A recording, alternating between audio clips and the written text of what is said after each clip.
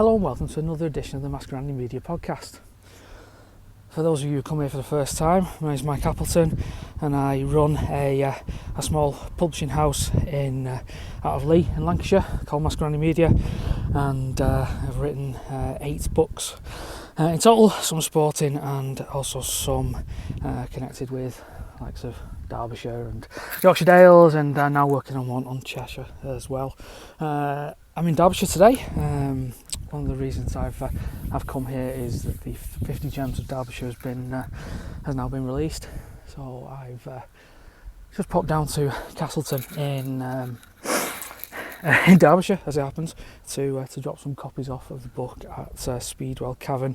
John Harrison and his team at Speedwell have been backed the project since the start. They've been very, very positive about it, and also let me do some caving in Peak Cavern beyond the usual paid for tourist route, which is probably one of the best experiences of my life, my writing life certainly, to date. So I'm just I'm at Winnats Pass now. I've managed to tuck myself into a little bit of an alcove, probably about halfway up Winnats, really because it's quite windy today, and also the road through Winnats Pass is pretty busy. So I tried to come up a little bit further to see if I can get away from the traffic, and yeah, I'll see what happens. See what happens from there. Winnats is a busy place. I can see a couple of people on the horizon. Just heading back down the pass. There's a bloke on a what do you call those things? A glider. I'm sure there is a word for it, but I can't think of it at this precise moment. Just circling above me, picking up some really good thermals, I think they're called. Now, I learnt that because, of course, Del Boy on Only Fools and Horses ended up being put in a hand glider, that's it. Ended up being put up with one of them, and he was talking about how good the thermals were. So that's not bad, is it? That's good education from me, isn't it? I didn't even know, firstly, what a hang glider was called, and secondly, that the wind up there is thermals. So what we're going to talk about today, well, a very difficult one for me really. Probably going to be talking about just being disappointed in publishing, in terms of not kind of the output that I produce, but more probably when things are received. I think every author has written something that they thought was absolutely brilliant, and then when it has gone to a publisher or an editor or even a family member, I suppose, they've not thought it is as good as you think. Now, some authors write complete for themselves, other authors will write to make a few quid. With myself, especially with my first book, was the 3 Peaks of Yorkshire Dales. I wrote that book because I love the Dales, and especially that part of the Yorkshire Dales in Ingleborough, Pennygent and Whernside, and I wanted to see how it was being managed, and how the walk that I've enjoyed many times would be viable for future generations. I didn't expect to make any money out of it. I made a little bit.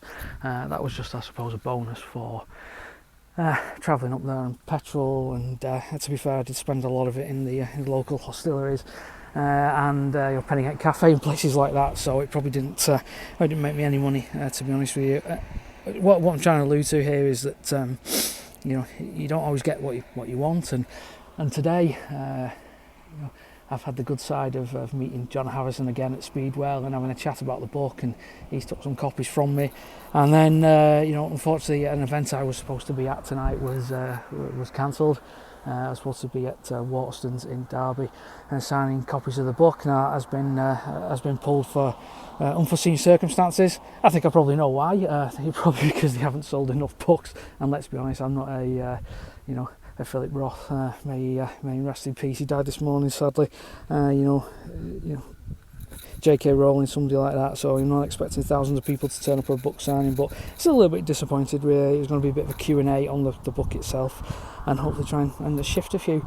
On the plus side, the fact that it's not Waterstones who will be taking the money for those books. I can now direct those people through my website, which is a real big bonus for me, obviously, because I make the money out of it. So every silver cloud Probably more disappointing really, because I kind of built myself up for the event. I knew what I was going to talk about.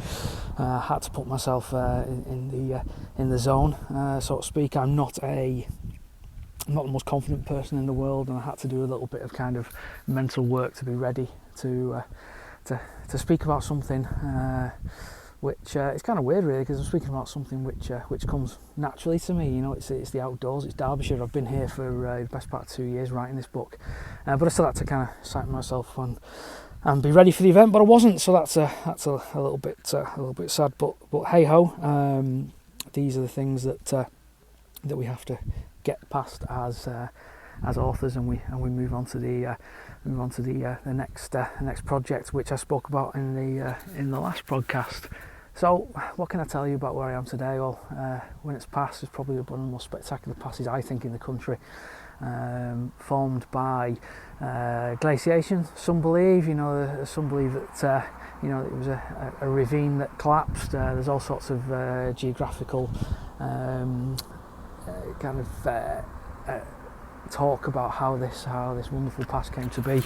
Probably the best thing to do would be to check out the book, and I will go through that with you.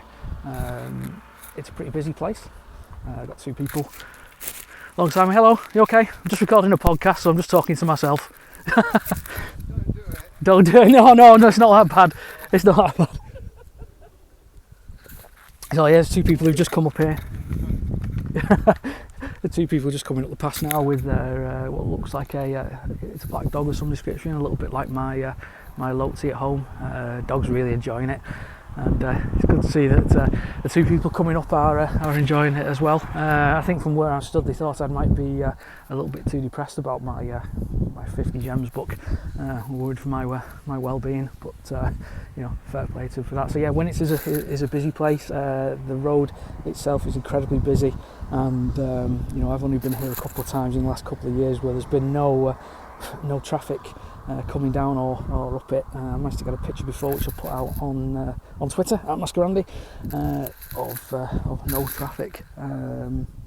But I would advise anybody to come down here as well. There's a chap I follow on Twitter whose name just loses me at the moment. I think it's Alter Cliff. I'll put it in the show notes. Who was up here quite recently and managed to get a cloud inversion from Winnats, and incredible picture. And I'd advise you to follow him on Instagram if you get a chance. So that's pretty much me really. It's a beautiful day. Being here has helped me to get my head around the disappointment of tonight's visit. In subsequent podcasts, I'll talk about kind of promotion and PR of own product work. Publishers can only do so much. You've got to get out there and do it yourself, and I will speak about that as well. So, apologies for my meanders this time. There's been a lot of meandering. Met a couple of nice people, and I will no doubt speak to you again soon. Thank you for listening, and once again, if you've got any comments or anything you want to pass over to me, anything you want to talk about, please get in contact at Mascarandy on Twitter, or drop me an email, which will be available also within the show notes. Until then, thanks for listening once again, and I'll speak to you soon.